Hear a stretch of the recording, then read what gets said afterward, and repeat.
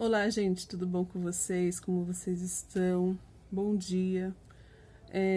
Hoje é quinta-feira e eu estou fazendo esse vídeo aqui porque hoje foi um dia que eu deixei pra... Eu tirei esse dia para poder resolver algumas coisas aqui em casa, porque por conta das chuvas, gente, teve algumas infiltrações aqui no meu apartamento, então teve muita umidade, muito mofo, tava um cheiro muito forte de mofo aqui em casa. Então hoje eu não fui trabalhar porque eu tirei o dia para poder me organizar na limpeza da casa e também porque eu preciso ir na escola conversar com a diretora sobre a questão do meu filho. Então eu vou aproveitar agora esse período da manhã que está um pouquinho mais calmo e vou começar falando com vocês algumas das coisas que eu falei que eu preciso definir na minha vida. Bom, vou tentar ser bem breve para não tomar muito tempo, né? Porque eu falo demais. Então vocês me desculpem aí o tempo se estourar, tá? Bom, gente, que nem eu falei no outro vídeo, eu vou começar falando dessa parte da questão de empresa, né? Eu trabalhei 22 anos numa empresa no setor joalheiro. Então, eu entrei lá em 2001 e me desliguei da empresa em abril desse ano, 2022. Gente, que nem eu falei no outro vídeo, eu sempre fui uma pessoa muito calma, muito tranquila, muito pacata, assim, sabe? E até às vezes lenta para fazer as coisas, às vezes as pessoas falam comigo e eu sou até um pouco lenta para responder, porque é da minha personalidade, é do meu jeito, sabe? É minha essência, gente. Eu sou assim, não tenho que mudar. Muitas pessoas falam, ai, mas às vezes as pessoas falam as coisas pra você demora pra responder. Eu sou desse jeito e eu gosto de ser assim. Nunca me fez mal ser assim, a não ser quando o contraste, quando entra outra pessoa na interação, né? Que às vezes as pessoas se incomodam com o fato de eu não ter aquela agilidade de fazer as coisas. Bom, eu entrei nessa empresa, eu trabalhava no setor de produção, né? Fazia ali os brincos e tal. E sempre fui do mesmo jeito, sempre produzi do mesmo jeito, por conta que eu sou dessa forma, eu sou assim. Aprendi o serviço, sempre me dediquei à empresa, sempre fui uma funcionária que eu sempre respeitei as regras da empresa, eu sempre andei direito na empresa. E eu trabalhei lá, foi assim uma empresa muito boa para mim trabalhar esses anos. No ano de 2020 aconteceu a pandemia e foram acontecendo várias perdas, as pessoas foram perdendo emprego, foram entrando em naquele contrato que ficava um tempo em casa e recebia menos, e a gente passou por isso também lá na empresa. O meu chefe chamou os funcionários e falou que estava sendo difícil para ele manter a empresa funcionando daquela forma, que não estava vendendo, né? E a gente ia ter que entrar nessa lei aí que tinha que ficar em casa. Para mim foi tranquilo, porque eu pensei, poxa, que bom, né, que ele tá podendo usar dessa lei para poder fazer isso e manter os funcionários, né? Isso é o mais importante, manter os funcionários nesse período tão difícil que a empresa não está lucrando, mas eu acredito que depois que passar esse tempo, ele venha lucrar e a vida continua, né? Então, gente, antes de tudo isso, uma característica que meu patrão sempre teve, ele falava sempre assim pra mim, olha, ele sempre cobrava da gente que a gente produzisse bastante, porque ele não queria ficar contratando vários funcionários, sendo que um pode dar conta. Ele sempre cobrava isso da gente, olha, vocês têm que produzir tantos X brincos por dia e tal. Eu vi aquilo com, poxa, ele tá certo, ele tem que fazer a parte dele, que ele é empregador, e ele tem que fazer com que os funcionários entendam que tem que ter produção, né? E eu sempre trabalhei, só que eu nunca consegui passar daquele limiar de expectativa que ele queria, tipo, produzir muito a mais do que eu produzia. Então ele já entendia que aquele era meu ritmo e eu não tinha como, gente. Encaixar uma pedra no brinco, colocar um brinco em cada espaço do dedo e encaixar de uma vez. Eu não tinha como, minha agilidade era aquela e ele sabia. Foram 22 anos trabalhando ali, ele me conhecia. Só que chegou na época da pandemia, tudo mudou, né? Ele teve grandes perdas na vida dele, na questão pessoal, né? Ele perdeu o irmão para Covid, a mãe dele faleceu também, então eu sei que isso não é fácil, entendeu? Eu consigo compreender totalmente esse lado, porque eu também tive perdas, não foi por Covid, mas tive perdas muito significativas na minha vida. E eu me compadeci desse momento que a empresa estava passando e entendia que realmente seria uma hora dele provavelmente dispensar alguns funcionários. Eu fiquei com medo porque nessa ocasião meu esposo estava desempregado e ainda continua desempregado. E eu fiquei com muito receio porque estava também pagando aqui a dívida da Coab, né? Porque quando eu comprei esse apartamento, eu comprei ele com muita dívida e estou fazendo o parcelamento dessa dívida para poder habitar aqui, né, gente? Bom, o que acontece?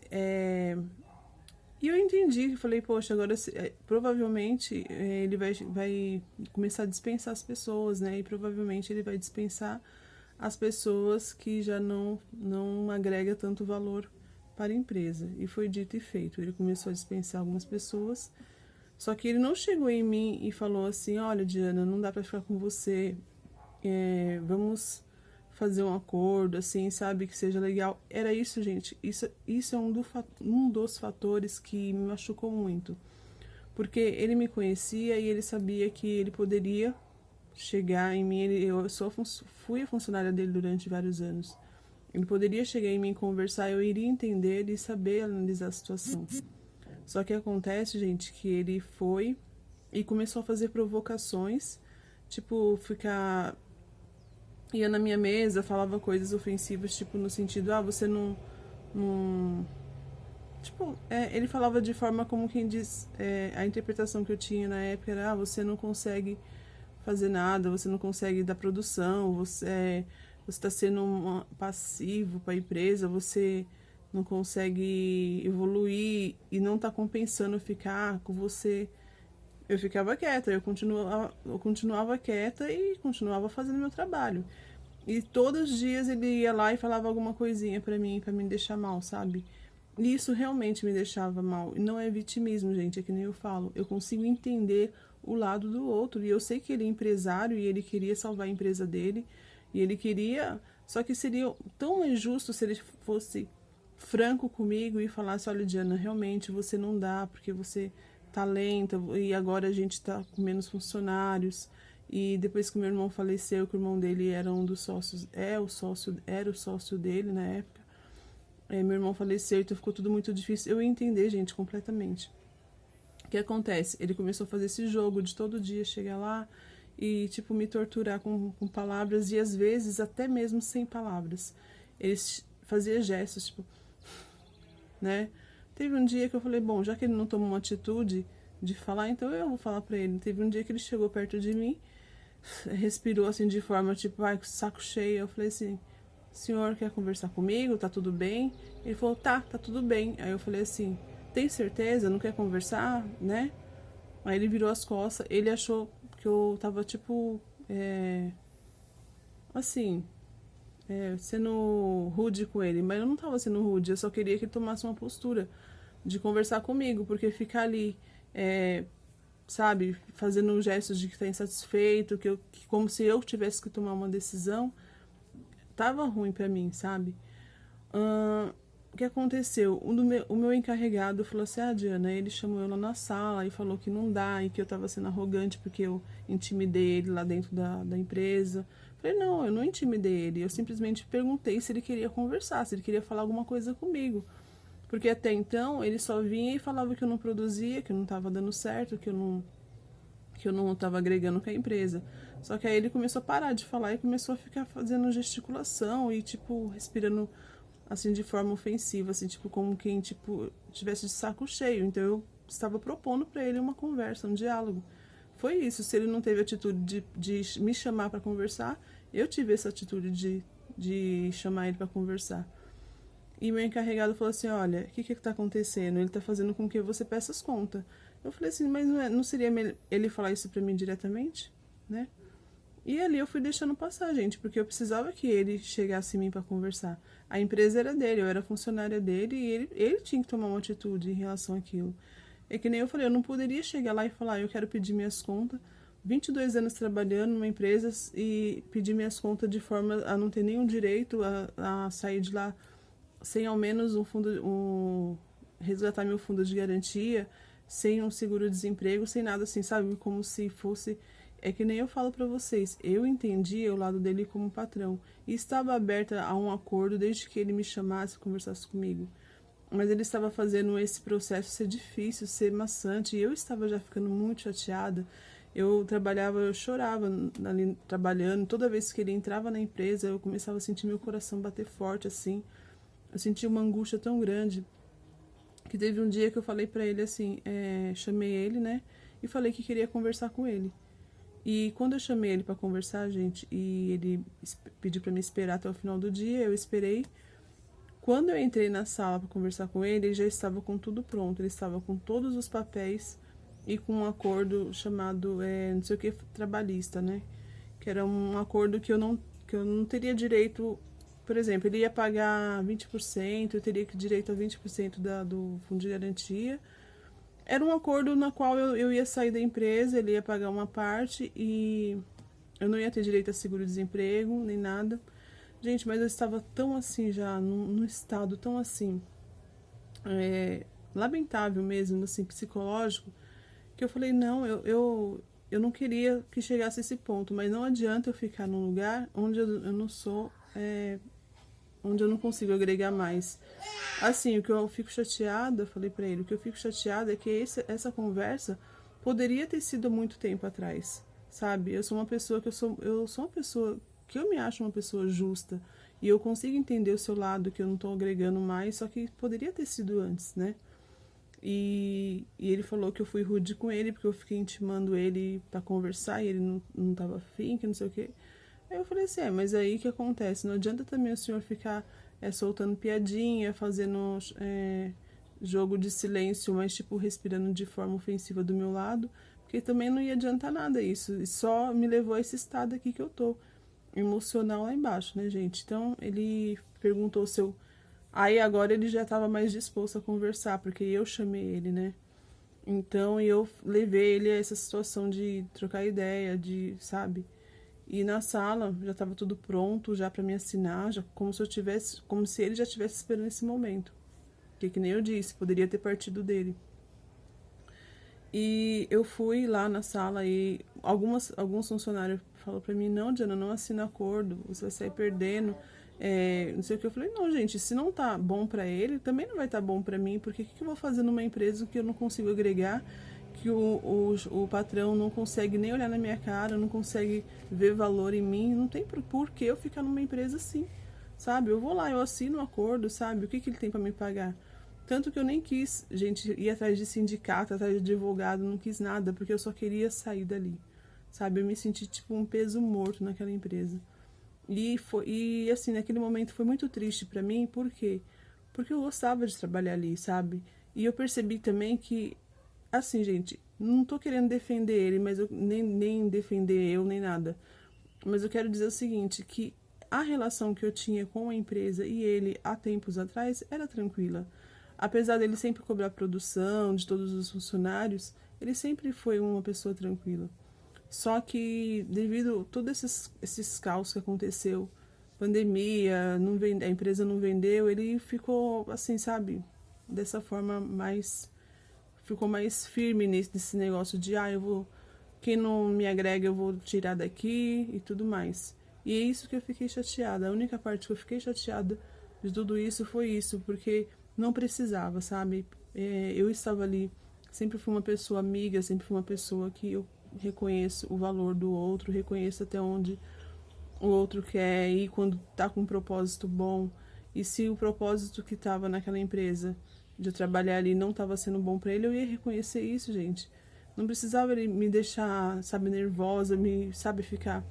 Eu não sei que palavra que dá, mas uma pessoa que fadiga a mente do outro através, sabe, vai ali tentando, fazendo coisas... palavras, jogo de palavra para tentar deixar nosso psicológico abalado, não precisava nada disso. E é isso que me deixou muito chateada. Eu saí daquela sala, eu chorei muito ali naquele momento, falei pra ele, não, eu vou assinar, o que que tem pra me assinar aí? Eu assino, não tem problema. Aí ele falou desse jeito, mas você reconhece que você não agrega valor, que você não tá conseguindo produzir, você reconhece isso, né? Eu falei, tá, eu reconheço.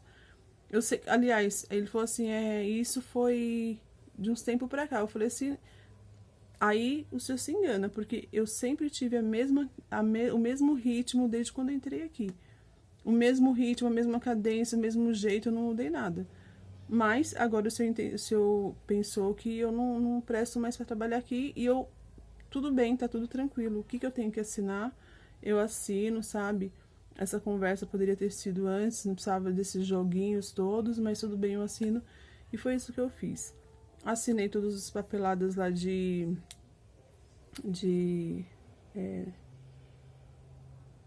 esqueci, gente. É acordo trabalhista lá. Eu não sei, é um acordo que fica. Que ele ele paga 20%. E eu. Enfim, só sei que não. Era uma coisa que não dava muita vantagem pra mim. E também ele ia pagar um pouco, eu ia receber um pouco mais, ia ficar meio a meio. Tipo, ele ia dar um pouco, eu ia receber um pouco menos. E assim por diante. Então eu saí de lá. Fiquei muito chateada, não pelo fato de ter sido dispensada, mas pela forma como que aconteceu as coisas. E saindo de lá, gente, eu fiquei muito perdida, que eu falei, e agora, o que eu vou fazer? Antes, trabalhando lá, eu estava fazendo um curso de massoterapia, enquanto eu estava trabalhando lá. E aí eu comecei a trabalhar, já foi logo em seguida, assim, sabe? Tipo, na mesma semana que eu saí de lá, eu peguei o dinheiro que eu recebi da rescisão, quitei as dívidas que eu tinha do apartamento, algumas dívidas eu quitei, outras eu parcelei e fiquei sem nada, gente, sabe? Todo o dinheiro que eu recebi lá, eu peguei e quitei algumas dívidas do apartamento e algumas dívidas normais de casa e fiquei zerada, sem nada. E nisso, o meu esposo desempregado e eu falei, poxa, e agora o que a gente vai fazer? Aí eu peguei o curso, né, que eu estava fazendo o curso de massoterapia e comecei nas clínicas, comecei a fazer treinamento. Isso foi, tipo, logo em seguida de ter saído de lá. E nisso que eu fui fazendo treinamento, entregando currículo, consegui numa clínica, né, e comecei a trabalhar ali, comecei a trabalhar. E esse trabalho não é registrado, é um trabalho que é prestação de serviço. E com o dinheiro que eu estava recebendo ali das massagens, das terapias, eu estava conseguindo pagar as contas em casa, né? O meu marido, ele não tem emprego fixo, mas ele faz alguns bicos, ele trabalha com alguns bicos de vendas, essas coisas.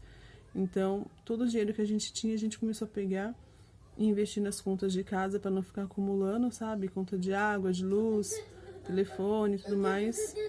E nesse mesmo tempo, gente, aconteceu que a escola estava ligando pra gente, falando pra gente correr atrás das terapias do meu filho, porque meu filho, esse menino de 4 anos que eu tenho, ele tem autismo e a gente não estava conseguindo ter terapias para ele aqui no CAPS do nosso bairro, porque tinha muitas famílias que estavam precisando do serviço, então eles consideravam por graus de dificuldades que as crianças tinham. Então eles falaram, seu filho, pelo menos ele fala, ele consegue verbalizar, ele consegue interagir, então deixa ele para fazer um tratamento mais multidisciplinar no posto, e a gente vai dar vaga e espaço aqui para as crianças que têm um grau de autismo mais severo, mais moderado, tá? Foi fazer o quê, né? E meu filho, ele tem crises fortes, assim, ele tem umas crises, assim, que ele não consegue entrar dentro da escola, não consegue ficar. Meu marido levava ele para a escola, dava meia hora, a professora ligava para mandar buscar, porque ele estava bem. E isso até hoje é assim, até hoje a gente está tentando uma terapia com ele e não conseguimos, porque olha ele aí. Ah, quem é? Ah, Bubu, que linda. E esse, quem é? Quem é esse? É o Biel. Tira uma foto pra ele, depois você me mostra, tá? Então a gente tá assim na peleja de conseguir terapia pra ele. Machucou? Pera aí, gente. Beijo, dá beijo. É. Então, e a gente tá nessa luta aí, gente, pra gente conseguir terapia pra ele, porque lá no CAPES eles falam que não tem vaga e... Ai, calma aí, Bê. Ai, gente, desculpa. E no posto de saúde não tem médico, então a gente tá fazendo o quê? A gente tá esperando o médico chamar pra gente fazer as consultas e começar a caminhar, né, gente? Porque tá difícil, viu? Tá difícil. E é isso aí, gente. Eu vou encerrando o vídeo por aqui, pra cuidar do meu pimpolho aqui. Aí, mais tarde, a gente conversa mais um pouquinho e se der eu gravo mais um vídeo, tá bom? É isso aí. Bom dia pra vocês. Tchau. Dá tchau, B. Tchau.